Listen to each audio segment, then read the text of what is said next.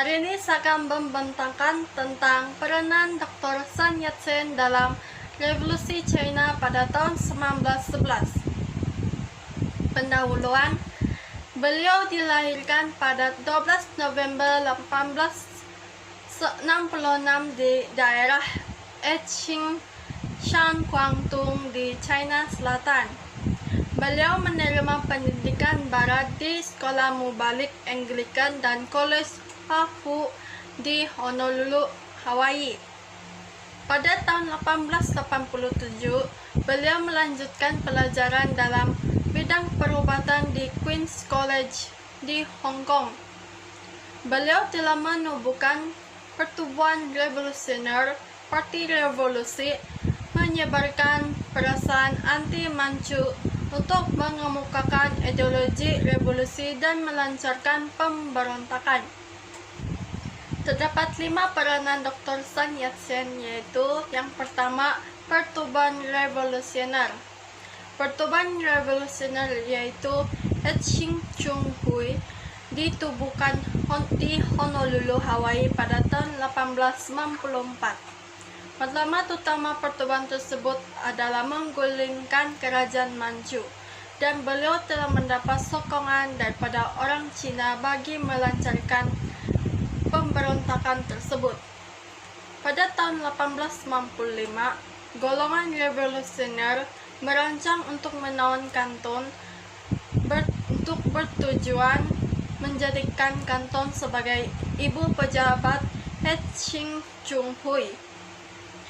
Namun percobaan mereka gagal dan Dr. Sun Yat-sen mendapatkan perlindungan di Jepun. Beliau menubuhkan cawangan Eching Chung Hui. Yang kedua ialah Parti Revolusi. Dr. Sun Yat-sen menubuhkan Parti Revolusi yang dikenali sebagai Tung Meng Hui di Tokyo pada tahun 1905, yang merupakan gabungan Eching Chung Hui dengan 2 buah persatuan revolusioner, yaitu Wang Eching Hui dan Kung Fui Hui. Matlamat utama penubuhan Tung Meng Hui adalah untuk menjatuhkan kerajaan Manchu, menubuh kerajaan Republik, menghapuskan penguasaan kuasa-kuasa asing di China, dan menjadikan tanah-tanah hak kerajaan. Cawangan-cawang Tung Meng Hui ditubuhkan di Belize, San Francisco, Singapura, Tanah Melayu, Honolulu, dan juga di bandar-bandar utama di seluruh Cina. Manakala menelusuri cawangan-cawangan di seberang laut, beliau memungut uang dan merekrut sukarelawan bagi melaksanakan pemberontakan. Yang ketiga ialah penyebaran perasaan anti-Manchu. Dr. Sun Yat-sen menyampaikan ceramah bagi menanam perasaan anti-Manchu dalam kalangan rakyat Cina dan menulis rencana-rencana dalam akhbarnya Min Pao di Tokyo.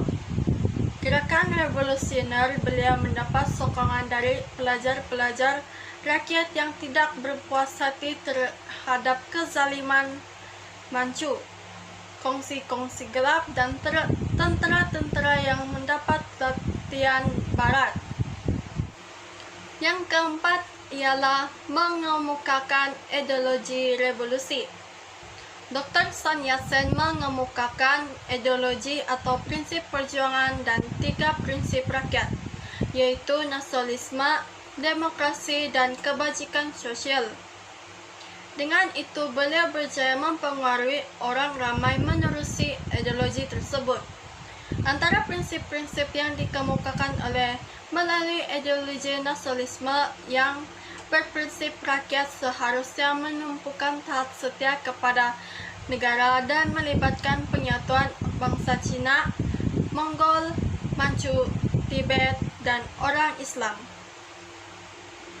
Selain itu, ideologi demokrasi yang berprinsipkan kerajaannya menjamin kedaulatan rakyat ditubuhkan dan pentadbiran dikendalikan oleh pegawai-pegawai yang mahir. Ideologi kebajikan sosial yang berprinsip yaitu kuasa digunakan untuk menentukan keperluan rakyat dan pembagian sama rata hak milik tanah untuk membaiki kehidupan petani. Prinsip tersebut telah pun diterima sebagai ideologi utama revolusi Tung Meng Hui dan beliau meletakkan asas kepada perkembangan gerakan revolusioner di China. Yang terakhir ialah melancarkan pemberontakan.